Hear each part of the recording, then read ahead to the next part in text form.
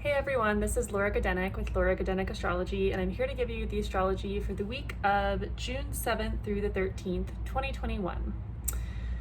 So, this is a big week, as the last couple weeks have been.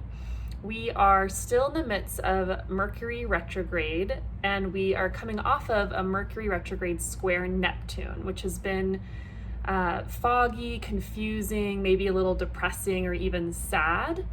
Mercury square Neptune, especially in retrograde, suggests miscommunication, delays, getting lost, technology mess ups, all the normal Mercury retrograde things that happen, except for kind of on steroids. So we're coming off of that. Mercury is still in retrograde for the next couple of weeks, but we are almost to the halfway point, which is always a good sign. And we are also in the middle of eclipse season. We actually have an eclipse this week on Thursday the 10th, which I'll get into. And we're also building tension with the Saturn Uranus square, which is kind of one of the backdrop transits for 2021. So Uranus, Saturn, Saturn's about structure, systems, stability, rules, regulations, the status quo, and Uranus is about freedom, innovation, progression, doing a 180, unexpected changes, disruptions, chaos, etc. So if you've been feeling anxious or stuck or sad, more with the Mercury retrograde square Neptune, more so out of the ordinary, it's definitely reflective in the astrology. So that's maybe helpful to know, is that this astrology is happening for everyone, and it does impact people in different ways depending, of course, on your own mental health history, health in general, and situation in life, and also where this is hitting you in your personal birth chart. So that aside, like I said, we have an eclipse this week on Thursday the 10th. This is a solar eclipse, which means that it's a new moon eclipse. And eclipses are always about change. And usually the change is unexpected, or it might seem to come out of nowhere.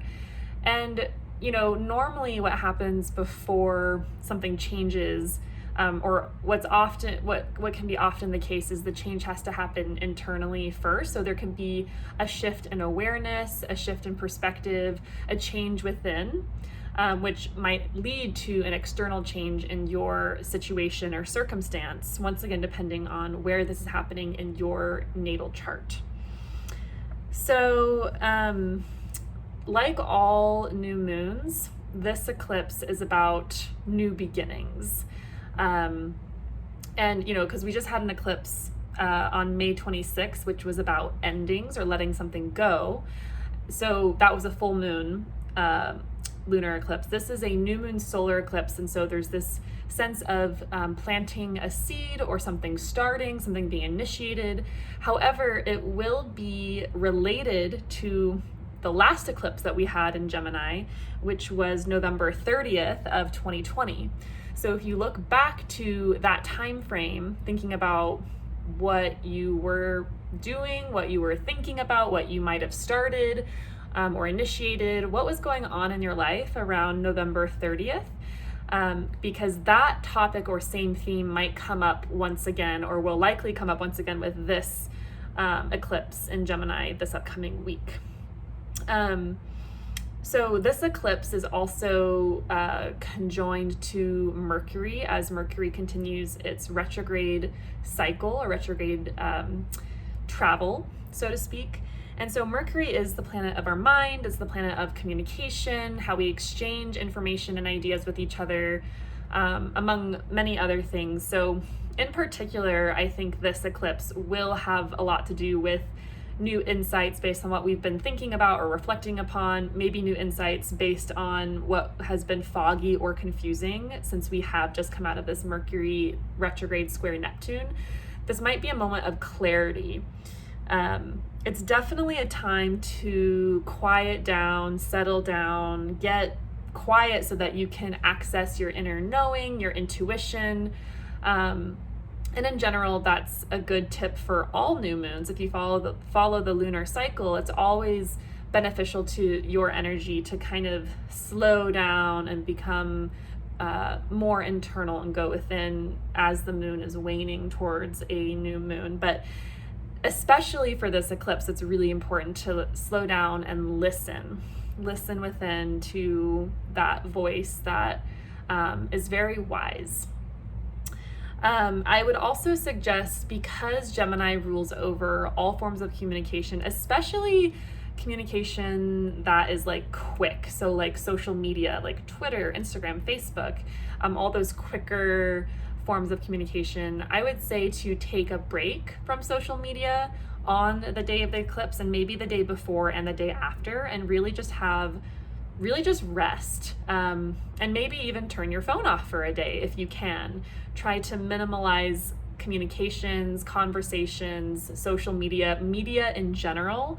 I think it's a good time to take a break, because this eclipse energy in general is really intense, and it's usually we're letting go of a lot. It's kind of a cleansing time. So create more room for yourself by disengaging from the world for that day at least. Okay, so, once again, or I don't know if I mentioned this, but this eclipse is happening at 19 degrees of Gemini. So if you have any planets around 19 degrees of the mutable signs, so this would be Gemini, Virgo, Pisces, and Sagittarius, then this eclipse will be more potent for you, and there will be shifts and changes with regards to not only the significations of that planet, but also the houses that planet rules. And of course, look to see where 19 degrees of Gemini is in your chart, what house is being highlighted, because there will likely be new changes and shifts around the topics of that house. So that's important. Okay, so then Friday the 11th, Mars heads into the sign of Leo. On the one hand, this is good news because Mars in Cancer is a bit cranky. Mars is our energy, our action, how we're motivated, how we initiate. And in Cancer, it's a little guarded. It's a little shy, or can be scared. You might have, Mars in Cancer, it's this sense of needing to feel like doing something, being motivated purely on emotion, or needing to feel extra safe to take action, which isn't necessarily Mars's normal nature. Mars traditionally ruling Aries and Scorpio, but there's this sense of going towards things head on, right? Because Mars, or at least Aries, is the ram, which attacks things head on, literally. So Mars in Cancer is uncomfortable because Cancer, it's the crab. It hides in its shell, and the crab scuttles around left and right. It's not as direct or straightforward as Aries or Mars is. So the good news is Mars is moving out of Cancer and into Leo, where it has neutral dignity. It's more comfortable in the sign of Leo. However, the challenging news is that with Mars moving into Leo, it is now highlighting even more so the Saturn Uranus square that has been the backdrop theme for the whole year, and that is especially potent next week when we have the exact Saturn Uranus square, which I mentioned at the beginning of this video. So when Mars goes into Leo, it's going to be making a whole sign opposition to Saturn in Aquarius, which feels like being stuck between a rock and a hot place and not being able to move.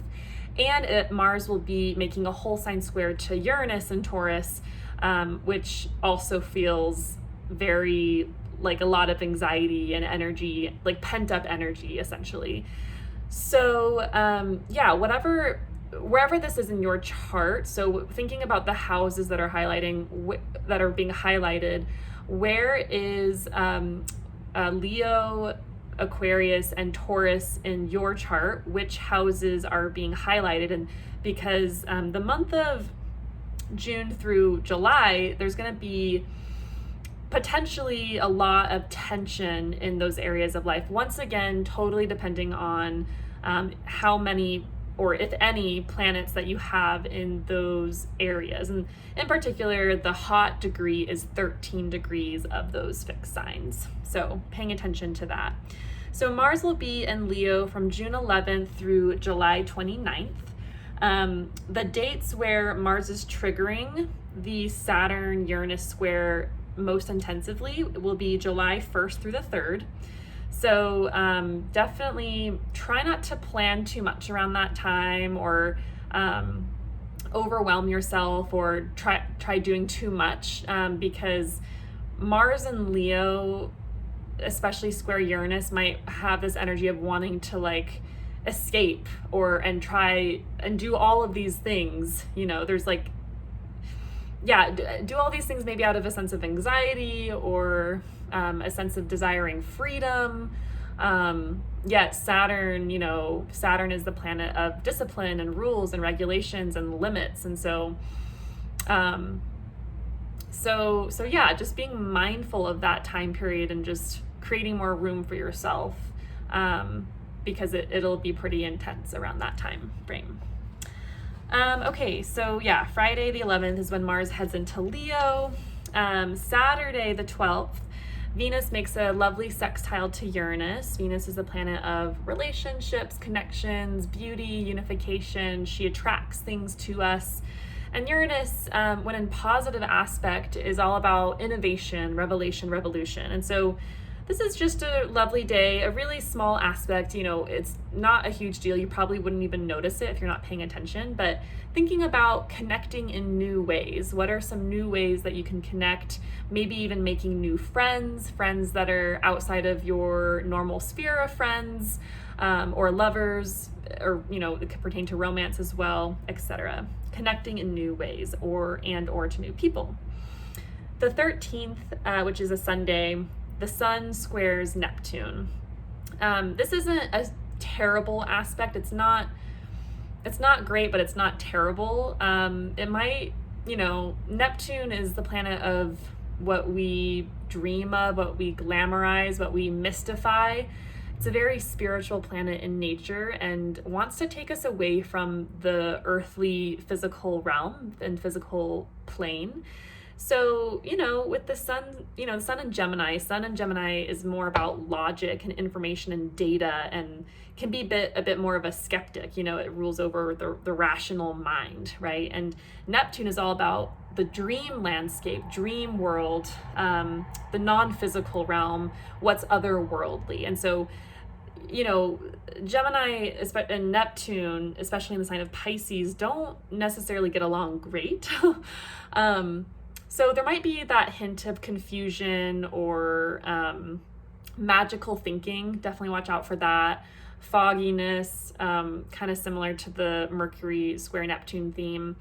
But if you can work with the energy, don't do too much that requires a lot of detail-oriented work or data or logic. Really lean into the dream realm, lean into the imagination and your creative realm. Get lost in the dream world, relax, don't plan too much, totally just relax and get creative is how I would spend next weekend. So that is the astrology of this week. It is really intense. Next week will also be really intense. The next couple of weeks, basically this summer, is intense astrology, and it doesn't necessarily have to be bad or negative. Often these intense astrological moments can really serve to wake us up from our slumber or help us make positive shifts in our life in the long run. Although, they can be challenging in the moment. So breathe through the week, breathe through the next couple of weeks. Honestly, great advice just in general. Breathe through your life, and I will be back next week with another astrological update, and I hope you have a wonderful week and that this eclipse serves you in the ways that you need. Thanks. Bye.